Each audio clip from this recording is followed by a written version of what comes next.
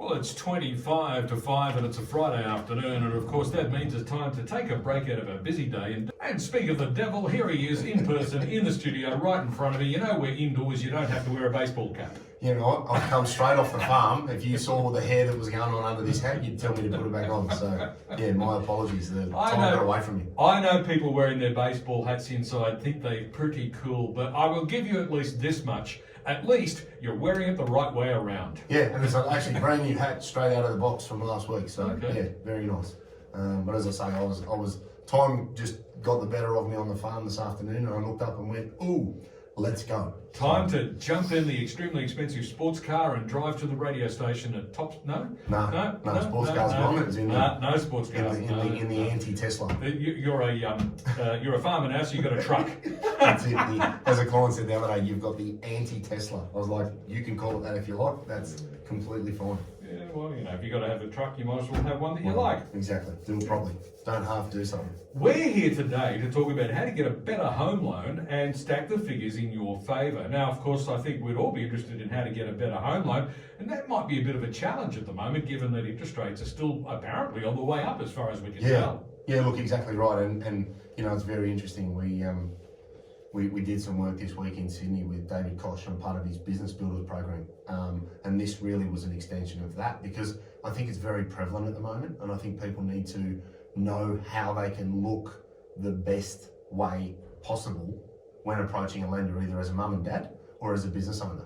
I was also very fortunate this week. I spoke to a lad, Georgie Vallis at CBO, that I've known since we were kids, who does a lot of commercial lending, and he made me really aware of the one thing we're looking for at the moment is interest rate cover.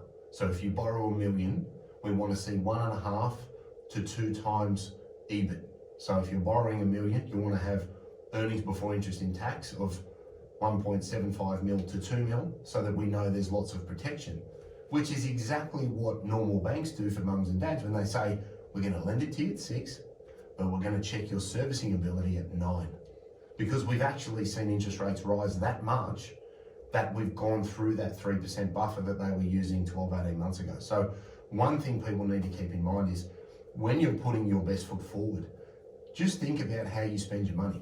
Because you speak to any mortgage broker and they say, oh yeah, they take everything in your bank ledger and break it into 15 or so categories and then work out what the industry-based sort of cost of living is for your situation. So if you're mindful of where your money's going and they're not looking at TAB, pub, TAB, Dan Murphy, TAB, you sort of see the picture that we're painting here. So be mindful of your spending, because going into a new lending arrangement is a lot like going on a date.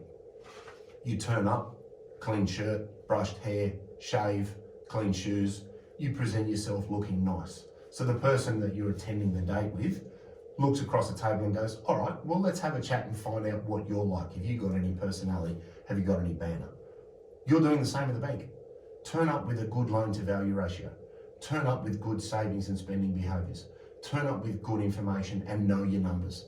Because if you're self-employed and you can show that there's a reason you want to borrow that money, or you're looking to buy an investment property and you know your cash flow and your figures, the lender's going to be far more conducive to helping you out, because you've turned up prepared and you look ready to go.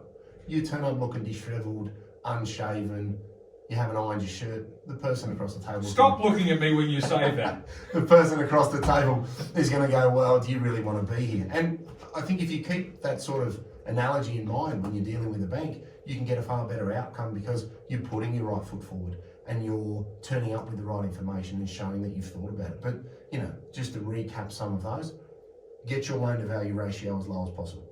Okay, that's the proportion of debt to the value of the asset. Make sure you've got great savings behaviour and you can show that you know where your money's going, because they're going to assume you live on a certain amount and then they're going to break down what you actually live on. And that's where a good mortgage broker understands the appetite that different lending institutions have. Some banks like farmers, some banks like doctors, some banks like government workers, some banks like X, Y, Z. A good mortgage broker can make the entire process very efficient, because they know what your picture looks like in the eyes of a lender, and they'll be able to put you with the right person or the right bank to get that outcome. I'm glad you brought that up because I was going to ask you, is it better to go direct to a bank?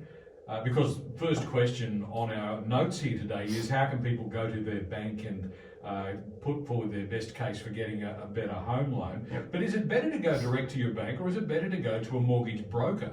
Because the broker obviously is meant to be an expert in the field and meant to know all of the various different banks and the various different offers that are available. Yep. Look, I think it depends on what you're trying to achieve.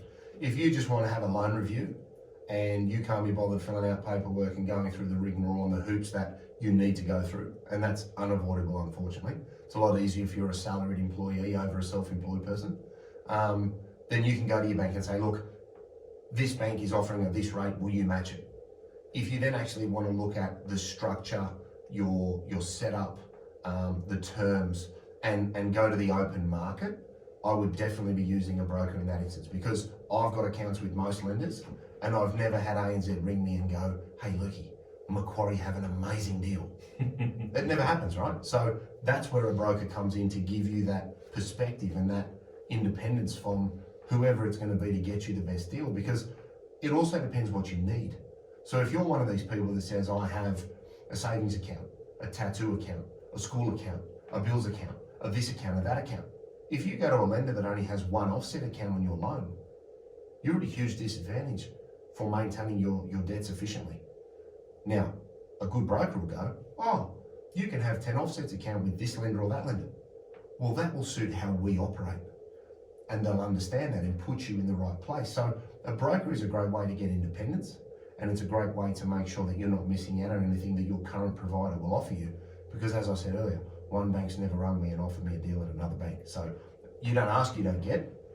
So I'd go to your bank first. Will you play ball? If the answer is no, straight to a mortgage broker, take it to the open market and see if you can get the best outcome and structure that suits your position. Because your borrowing needs change over time and people need to keep that in mind as well. It's an interesting one, isn't it? Because when you go to apply for a loan, whether you're going for a new loan or refinancing your existing arrangements, you've got to take into account all of your other commitments as well. How many credit cards do you have? What's the outstanding balance on those credit cards? And not just what's the outstanding balance, but what's the credit limit? Because that's where some people do sometimes get caught out. Look, spot on. You've hit the nail on the head, and that was really where I was going to lead to next. Is part of looking good and going on that banking date, for use of a better analogy, is not what you have outstanding or do you manage it well. They don't look at it like that. They say, you've got a $30,000 limit on free cards. So when we're working out the serviceability and you look at all the money that's coming in, all the money that's going out, they treat that as $90,000 of fully drawn credit card debt. Then you throw in a GE finance, then you throw in a Harvey Norman store card, or then you throw in something else, and all of a sudden you've got a very, very different view of what your potential liabilities could be, even if they're not used. So, good tip there is bring your credit card limits down. If you're not using a card, get rid of it. If you've got something that you've bought in a store 5 years interest free, regardless of where it is, if you're not using it, shut it down. If you're going to bring things to lower levels, do so prior to putting that best foot forward, because if they assume that a $3,000 credit card is matched out, that's very different to three $30,000 credit cards, even if you're not using it. Oh yeah, and that's the thing. They do make their calculation based on what your credit limit is, regardless of whether or not you actually owe the money. So that's very important. Yep. I went through the process a long time ago of applying for a loan to buy a property, and as part of the deal, the bank that was being put forward by the mortgage broker wanted me to, and I quote as closely as I can remember, pay off my existing credit card. Okay, fine. Now, I took that to mean that I should pay it off, so I did. I took some cash out of another account, paid off the credit card, zero balance, and I said, look, done. And then they got cranky with me because what they wanted to do was lend me the money as part of the mortgage to pay it off and issue me, to close that credit card and issue me with one of their credit cards. Yeah. I didn't want that. No, exactly. And I think that's where, the mortgage broker adds that value, because their ability to communicate what the bank is saying and seeing against what your average person may or may not understand is important, is what we look at and what a bank looks at are two very, very different things. From a business perspective, at the moment, you'd also want to be looking, if you need to borrow money for your business, think about going to the government particularly for grants. You know, in the field that you're in, are there grants available that we could get that are, you know, very advantageous as opposed to borrowing money? Is there the ability to use invoice financing where you're actually paid on the amount of invoices that you've issued in the month? Now that's very advantageous. It's not cheap, but it's a great way of saying, well, if I've billed $1 million this month and somebody's going to give me $700,000 of what's billed because I've got 90-day terms, but I need the money to run my business. Invoice financing is another way. You can also do that over stock, depending on the stock that you carry. You can have a significant amount of capital tied up in your stock that you sell over time. You can use that as collateral in some situations. So it's about understanding what people can do and the means that are available to them outside of traditional banking. You know, you may go down the crowdfunding road, Kickstarter and things like that, or venture capital. You know, you may be able to say, well, I'll give up some shares in my business to have some new capital come in and gain some expertise from other people.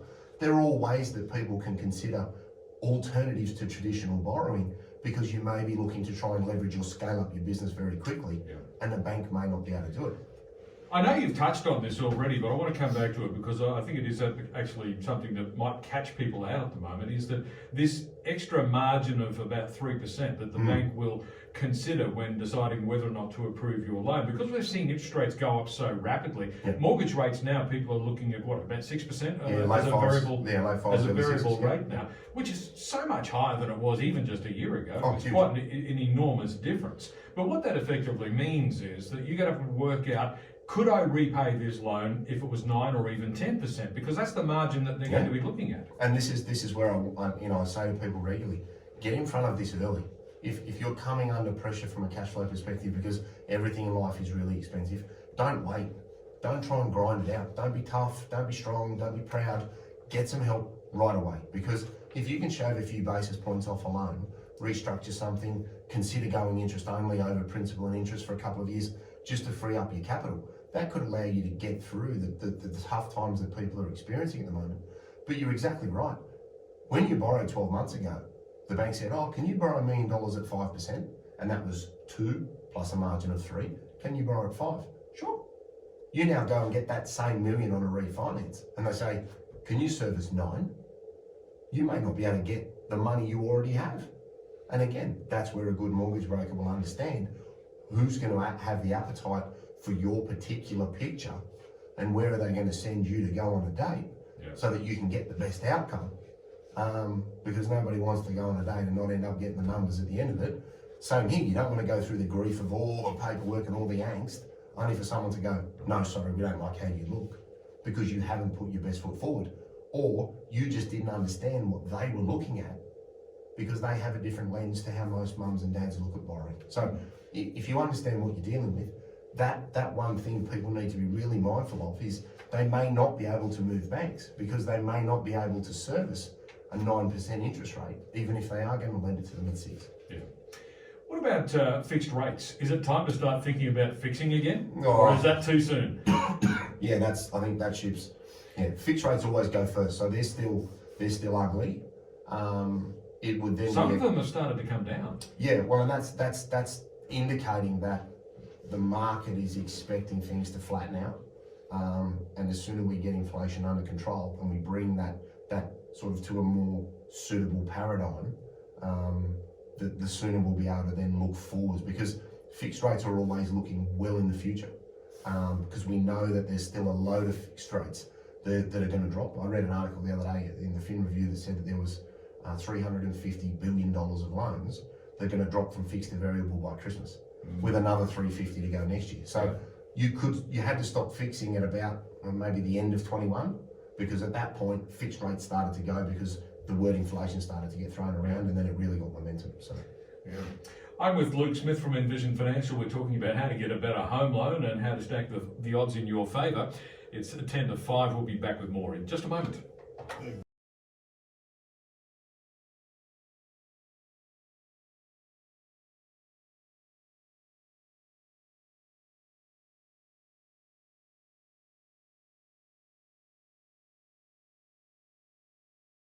Well, it's about 6 minutes to 5. Luke Smith from Envision Financial is with me in the studio this afternoon. We're talking about getting a better home loan and what you need to do to impress the bank. Dress up in your finest suit and make sure your hair is carefully combed and parted. That's what you need to do, isn't it? It's a good start. Well, you've got to have your numbers right too. And know your numbers. That's right.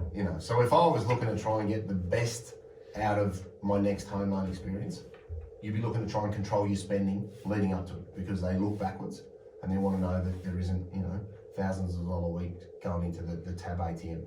Not that there's anything wrong with that, but in the eyes of the bank, it may not be that advantageous.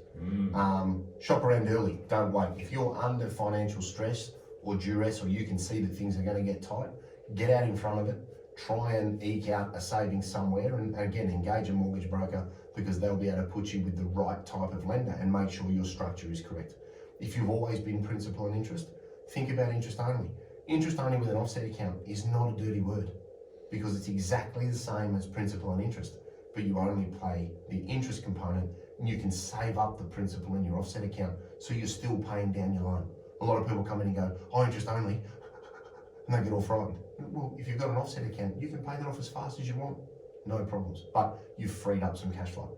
I'd also consider adding collateral. So if you've got another property that you own, add that in as security to lower your loan to value ratio.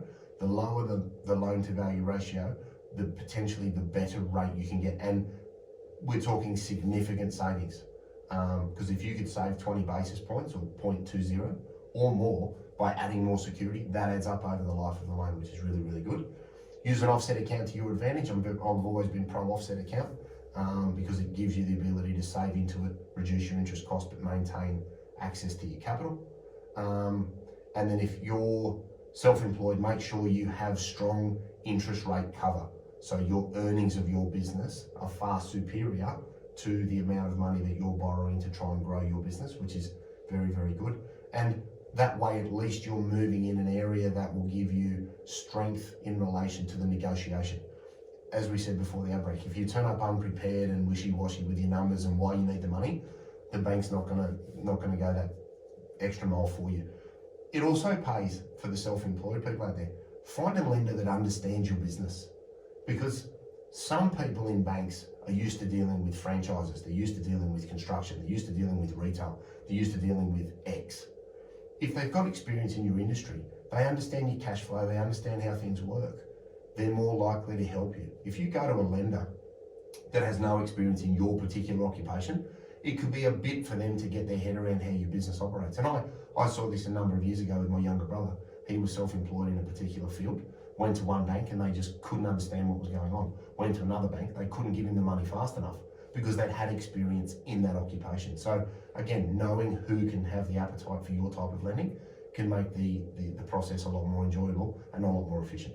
Fantastic. So look, where can listeners get more information? Yeah, so office number 6260-4749. I think we might have a few spots available before 30 June. Don't hold me to that. Girls may kill me. Envisionfinancial.com.au is the website. We've got the podcast, The Strategy Stacker. Luke Talks Money on iTunes and Spotify. We've got TikTok. The handle there is The Strategy Stacker. And it's obviously all written down in Smart Money Strategy, the book that dropped in March, that is still, I think, number 2 on Amazon in our category. So thank you very much for all the support for the people that have brought that out there. And it's quite humbling to have somebody come in for an appointment and bring the book with them. It's been a little bit awkward. It's not something that I ever thought would ever happen. It's a really nice thing to be able to be a part of. So you can get books there on Amazon, Booktopia, Dimmicks, QBD, Harry Hartog, and tell them I sent you. Absolutely. Luke, thanks very much. We'll catch you next week. See you next week.